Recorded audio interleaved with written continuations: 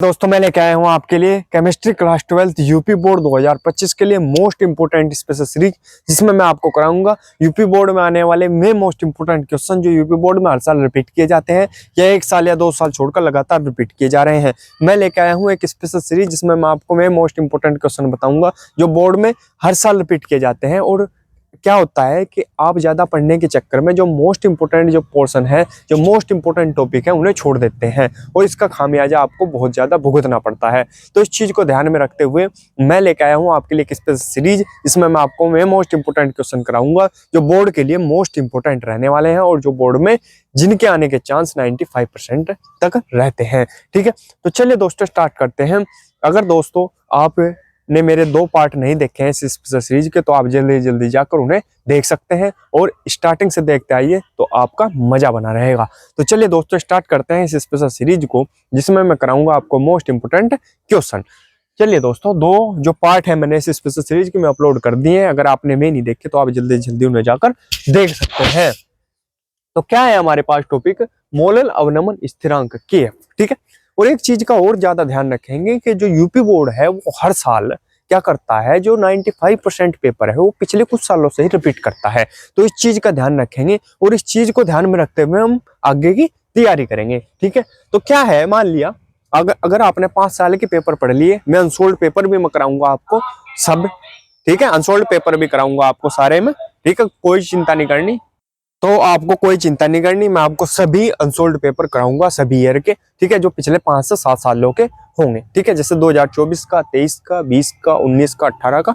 ठीक है, तो मैं सभी के अनसोल्ड पेपर कराऊंगा जिससे आपको, अगर आपने में कर लिए जो मैं कराऊंगा, तो आप 95% पेपर तो वैसे ही कंप्लीट कर लेंगे। ठीक है, तो इस चीज का ध्यान रखेंगे और बहुत अच्छे से पढ़ेंगे। जो मैं करा रहा हूँ उसके नोट्स बनाते चलेंगे और आपको अनसोल्ड पेपर में भी इन्हीं से मिलेगा। ठीक है, तो आपको बस निशान लगाने की जरूरत पड़ेगी कि हाँ ये अनसोल्ड पेपर में था। ठीक है, तो चलिए दोस्तों स्टार्ट करते हैं। मोलल अवनमन स्थिरांक KF 2018, 2022 और 2024 में पूछा गया, यूपी बोर्ड में पूछा गया क्वेश्चन है। ठीक है, तो इस चीज का भी ध्यान रखेंगे कि जो 2024 लिखा हुआ, अगर किसी के पास 2024 का पेपर है और आपके सेट में क्वेश्चन नहीं मिल रहा तो आप ये ना सोचें कि ये 2024 में आया हुआ नहीं है यूपी बोर्ड में, क्योंकि जो यूपी बोर्ड है वो हर साल 7 सेट बनाता है और सातों के सातों सेट आपके पास उपलब्ध नहीं होते।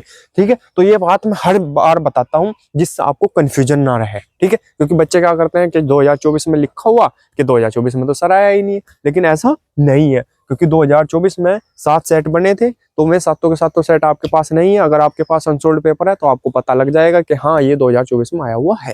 ठीक है, तो चलिए दोस्तों स्टार्ट करते हैं। इसका क्या है, लगातार आ रहा, लगभग मोस्ट इंपोर्टेंट है क्वेश्चन। क्या है, किसी विलायक के 1000 ग्राम में, 1000 ग्राम में, ठीक है, किसी विलायक किसे बोल लेंगे, जिसकी मात्रा विलयन में अधिक मात्रा में होती है। ठीक है, ये मैंने पहले भी बताया था फर्स्ट लेक्चर से, अगर आप देख रहे हैं मेरी स्पेशल सीरीज। किसी विलायक के 1000 ग्राम में किसी विद्युत अनपघट्य के 1 ग्राम मोल घोलने पर, 1 ग्राम मोल घोल दो विलायक में, क्या कर दो 1 ग्राम मोल घोल दो, किसके, विद्युत अनपघट्य के। ठीक है, घोलने पर उसके हिमांक में जो अवनमन होता है, उसके हिमांक में क्या होगा, अवनमन होगा। अवनमन का मतलब कमी, अवनमन का मतलब क्या होता है, कमी। हिमांक में जो अवनमन होता है वह उस विलायक का मोलल अवनमन स्थिरांक, मोलल अवनमन स्थिरांक KF कहलाता है।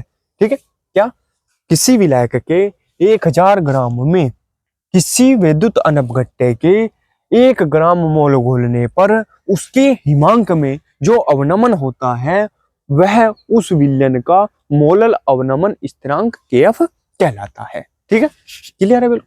तो KF बराबर फॉर्मूला होता है M गुना डेल TF गुना बड़ा W बटे 1000 गुना छोटा W। ठीक है, अब जहां भी छोटे छोटे हैं में किससे संबंधित है, विलय से संबंधित है, क्योंकि जो विलयन में विलय होता है वो कम मात्रा में उपस्थित होता है, इसलिए विलय जहां भी होगा वो छोटे में आएगा। ठीक है, छोटा W, देखो ये छोटा W है तो विलय का भार, विलय का भार, ये M है छोटा तो ये विलय का अनुभार, विलय से संबंधित है जितने भी छोटे हैं, और जो बड़े होंगे वे विलायक से संबंधित होंगे। ठीक है, तो W बड़ा है तो विलायक का भार, और डेल TF तो है ये क्या, हिमांक का अवनमन। ठीक है, तो इसका स्क्रीनशॉट ले लेंगे, आगे बढ़ेंगे फिर अगले टॉपिक की तरफ। चलिए दोस्तों अगले टॉपिक देखते हैं। क्या है अगला टॉपिक हमारे पास? विसरण। ठीक है, क्या होता है विसरण?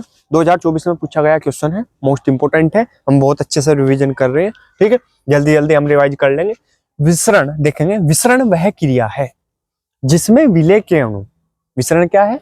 विसरण वह क्रिया है जिसमें विलेय के अणु विलयन में चलकर उसके सभी भागों में सांद्रण को बराबर रखते हैं। उसके सभी भागों में सांद्रण को बराबर रखते हैं। ठीक है, सांद्रण बराबर होगा। सांद्रण सिंपल सी भाषा में समझो, सांद्रण है क्या? ठीक है, सिंपल भाषा में अगर मैं आपको बताऊं, सांद्रण वो है, उसकी माप है कि कोई विलयन कितना गाढ़ा है।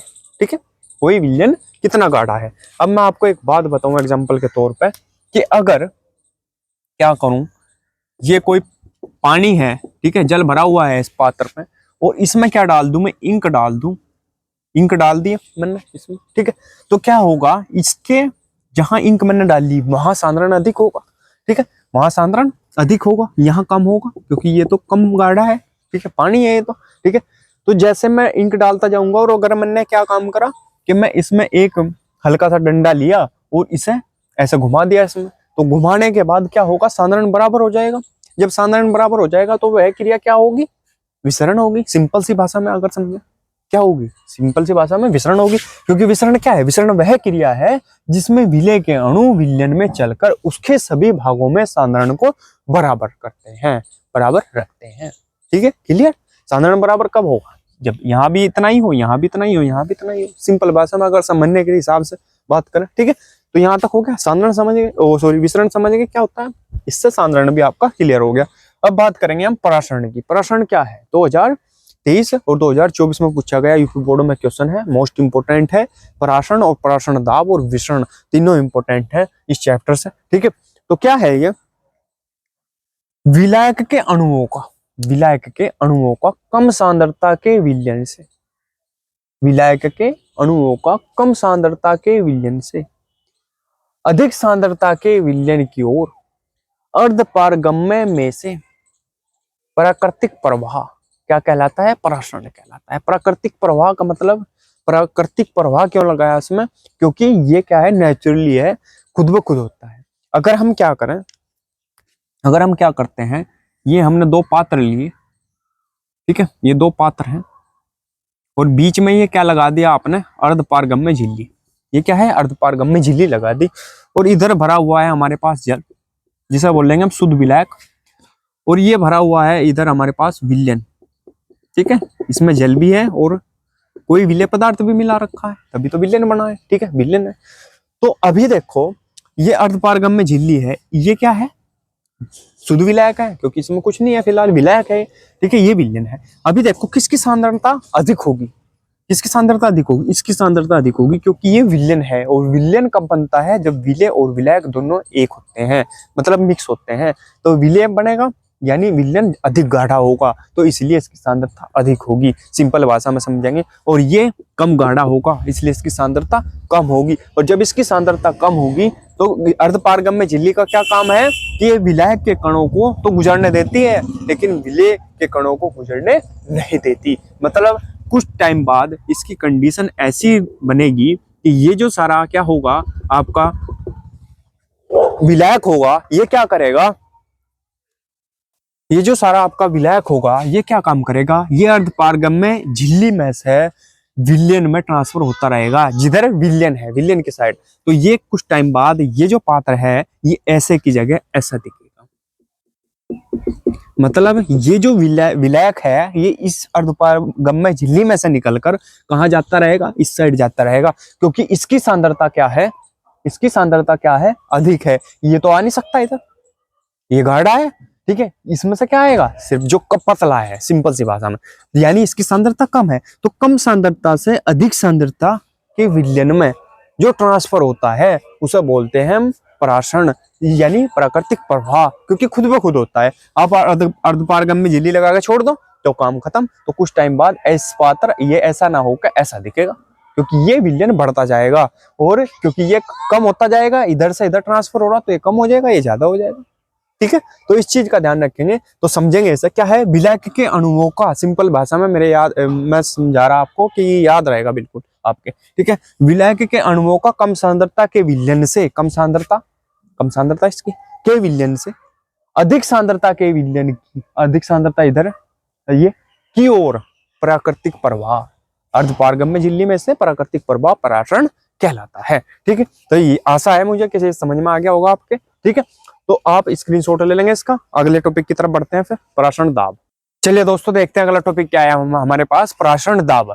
क्या है पराशरण दाब, कौन से सन में आया, 2022, 2023, 2024 लगातार आ रहा है, इसलिए मोस्ट इंपोर्टेंट है 2025 के लिए भी यूपी बोर्ड के। ठीक है, तो क्या है समझाऊंगा ऐसे प्रैक्टिकली तरीके से भी कि क्या होता है पराशरण दाब, जिससे आप भूल ना सके। ठीक है, पराशरण की क्रिया को रोकने के लिए, क्या है डेफिनेशन, पराशरण की क्रिया को रोकने के लिए पराशरण के विपरीत दिशा में विलयन पर आरोपित दाब क्या कहलाएगा, पराशरण दाब कहलाता है। ऐसे तो समझ में नहीं आने का है। ठीक है, मैं बताऊंगा कैसे समझ में आएगा आपको। पराशरण बताया, पराशरण क्या होता है, देखो पराशरण क्या बताया मैंने, ये दो पात्र लिए,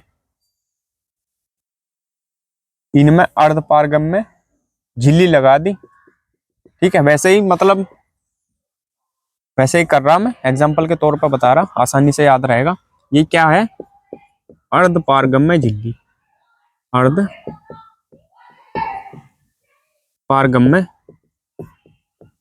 झिल्ली। ठीक है, ये अर्धपारगम्य झिल्ली लगा दे। इधर क्या है,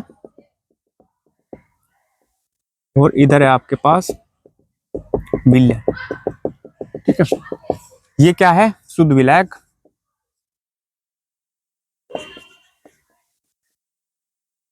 ये है आपके पास इधर भी, इस कंडीशन को छोड़ दो अभी। ठीक है, ये ऐसा कर दिया और इसे ऐसे की जगह ऐसा दिखाओ, और ये इतना बढ़ गया।